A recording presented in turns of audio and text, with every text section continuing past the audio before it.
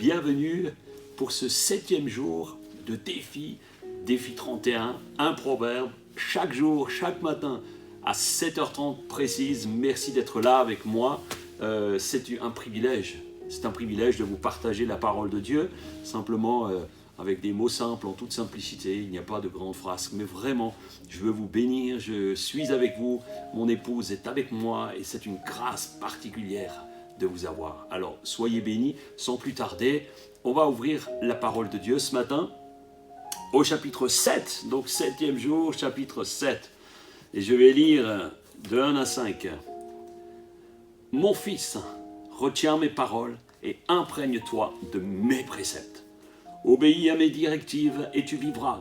Garde mes enseignements comme la prunelle de tes yeux. Porte-les comme un anneau à ton doigt, grave-les sur les tablettes de ton cœur. Considère la sagesse comme ta sœur.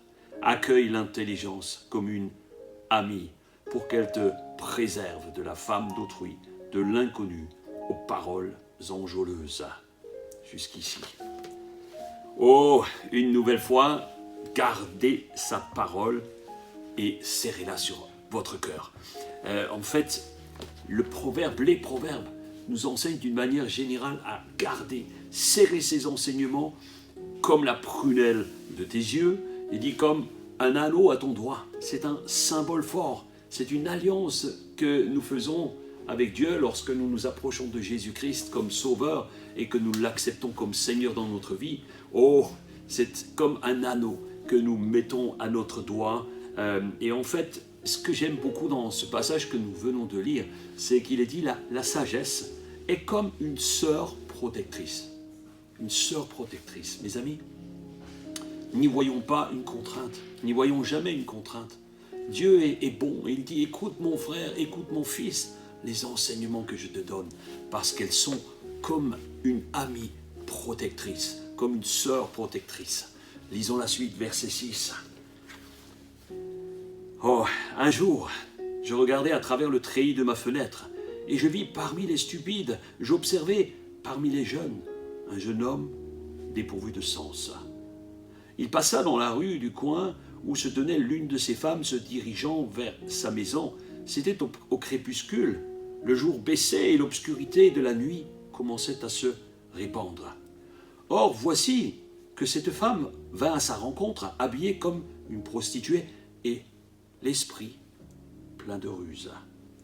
Elle parlait fort et sans retenue, et ses pieds ne tenaient pas en place chez elle. Tantôt dans la rue, tantôt sur les places, elle faisait le guet.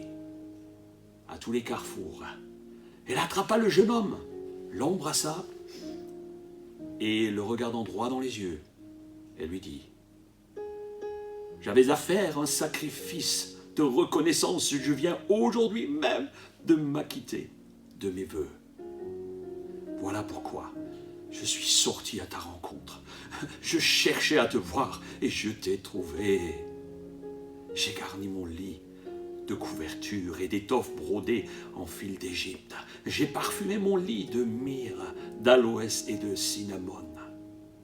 Viens, grisons-nous d'amour jusqu'au matin, livrons-nous aux délices de la volupté, car mon mari n'est pas à la maison. Il est parti pour un voyage au loin. Il a emporté une bourse pleine d'argent. Il ne rentrera qu'à la pleine lune. » Wow. Voici une histoire qui reflète le chapitre précédent.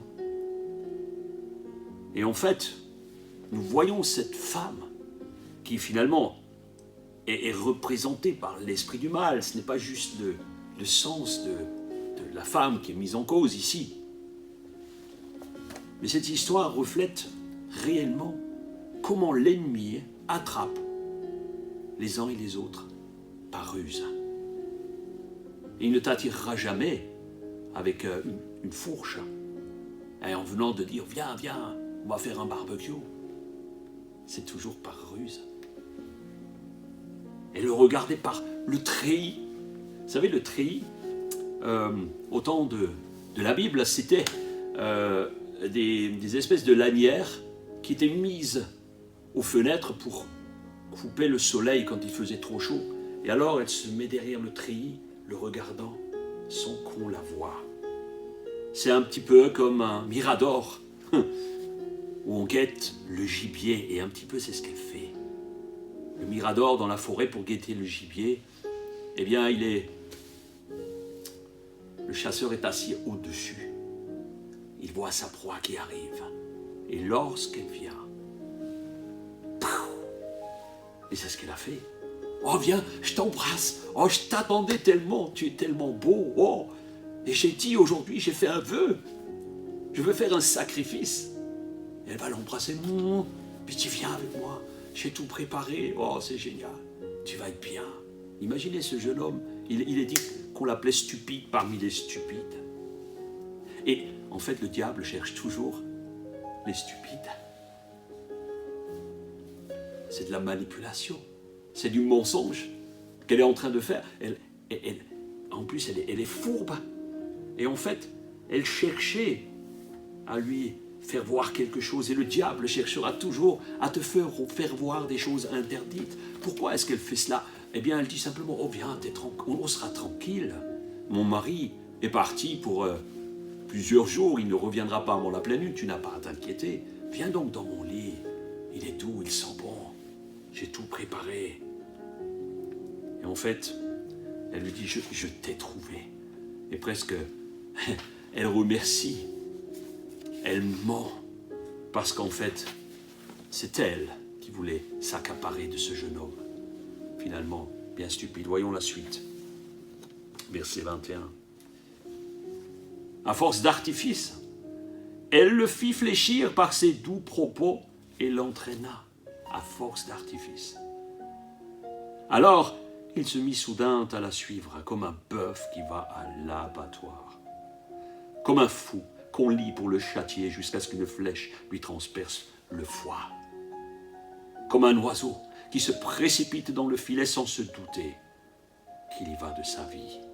Et maintenant, mes fils, écoutez-moi, prêtez attention à mes paroles, que votre cœur ne se laisse pas entraîner par une telle femme.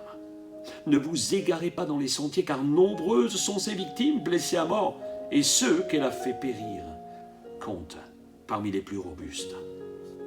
Sa maison est le chemin du séjour des morts, qui mène directement aux demeures de la mort. Wow. À force d'artifice, elle a mis tous les moyens qu'elle avait. Bien mes amis, Satan utilise toujours tous ces artifices pour te harponner, toutes sortes d'artifices. Et en fait, nous voyons ici ce jeune homme, sans doute dans la fleur de l'âge, la vingtaine, sûrement il n'avait pas de femme, sûrement avait-il des envies d'ordre sexuel, de volupté, et là elle arrive, et le diable fait comme cela. Il ne vient jamais avec des choses que tu n'aimes pas, il vient avec la ruse. Il vient avec la ruse. Regardez comment il a fait lorsque Adam et Ève étaient dans le jardin. Il est venu, il a commencé à semer le doute. Dieu t'a-t-il vraiment dit, oh, touche pas à ce fruit, regarde comme il est beau, oh, il va sûrement être très bon. Oh.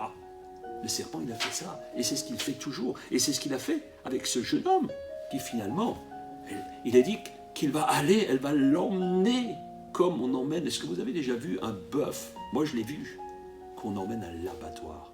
Le bœuf, il se doute de rien, il a ses œillères, et il la suit, comme un bœuf qu'on emmène à l'abattoir.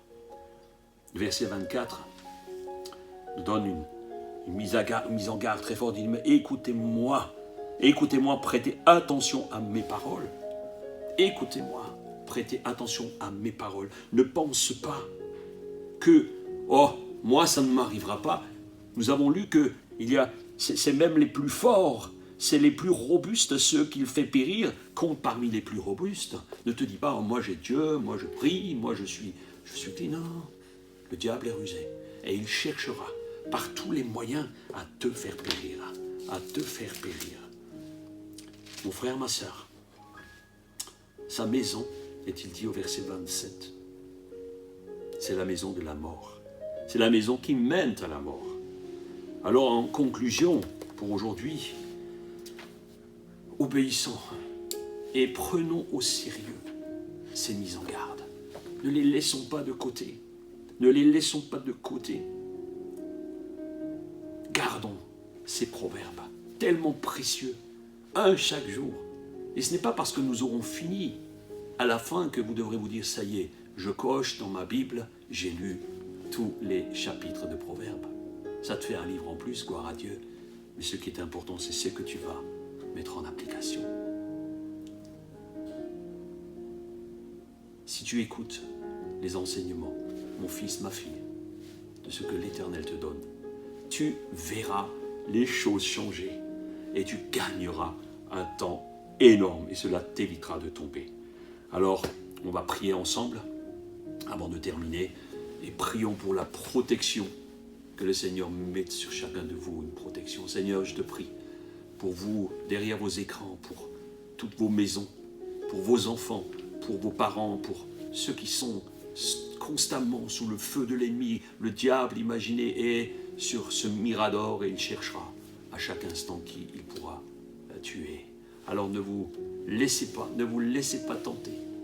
Seigneur, je prie pour chacun et chacune qu'aucun ne se gave d'orgueil en se disant, mais moi, cela ne m'arrivera pas. Moi, je suis bien plus fort que cela. Considérez que même pour les hommes forts, c'est difficile. Alors mes amis, soyez bénis. Passez une excellente journée avec le Seigneur. Relisez ce proverbe, prenez-le et analysez-le à votre manière. Je vous donne juste quelques petits conseils sans aucune prétention, mais je veux vraiment bénir le Seigneur de ce qu'il m'inspire à chaque matin pour une parole pour vous encourager, vous bénir. Voilà mes chers amis, c'est terminé pour aujourd'hui. C'est une grâce de vous avoir à chaque fois avec moi et merci de nous suivre jusqu'au bout. Abonnez-vous aussi à la chaîne si vous ne l'avez pas encore fait. Peut-être aussi mettez-moi simplement un pouce en l'air, ça va faire monter aussi dans l'algorithme de YouTube les vidéos. Donc peut-être si vous avez envie de partager, partagez-le sur Facebook, sur vos réseaux et peut-être que une ou l'autre personne sera interpellée par les proverbes que nous donne la parole de Dieu. Voilà, je vous donne rendez-vous tout à l'heure, de l'autre côté, pour le culte à 9h45 sur le site de l'Église Vie Chrétienne ou sur YouTube ou sur Facebook maintenant. Soyez très bénis durant toute cette journée et toute cette semaine. À la prochaine fois, je vous dis demain matin, sans faute, 7h30 pour le 8e jour de défi. Alléluia, vous êtes des warriors. Je vous aime. À demain, prenez soin de vous, prenez soin de votre âme.